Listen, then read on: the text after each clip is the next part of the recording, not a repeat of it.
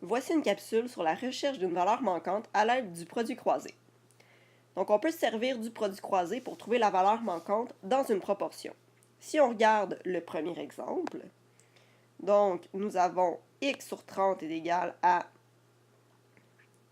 4 sur 12.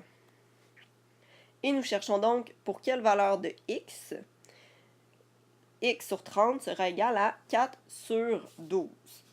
Donc, on peut utiliser le produit croisé que nous avons vu précédemment. Donc, le produit des extrêmes est égal au produit des moyens. Dans ce cas-ci, les extrêmes sont x et 12. Donc, x fois 12 est égal à 30 fois 4, qui sont les moyens.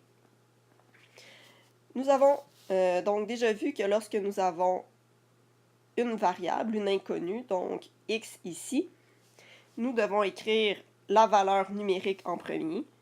12x est égal à 30 fois 4. 30 fois 4, en fait, on va pouvoir déjà le calculer. Donc, 30 fois 4 est égal à 120. Par la suite, nous cherchons pour quelle valeur de x 12 fois x est égal à 120. Nous devons effectuer une division par 12. Et si on divise par 12 d'un côté, on doit diviser par 12 des deux côtés. Ce qui nous permet de trouver que x vaut 10. Donc, si nous remplaçons x dans notre égalité du départ, dans la proportion du départ, eh bien, 10 sur 30, c'est égal à 4 sur 12. Si nous regardons maintenant le deuxième exemple, dans ce cas-ci, notre inconnu se retrouve au dénominateur. Mais en fait, le principe reste le même. Nous pouvons effectuer le produit croisé, donc le produit des extrêmes, 8 fois 264, est égal au produit des moyens, dans ce cas-ci, y fois 44. 8 fois 264 donne 2112. Et y fois 44, nous pouvons écrire 44y.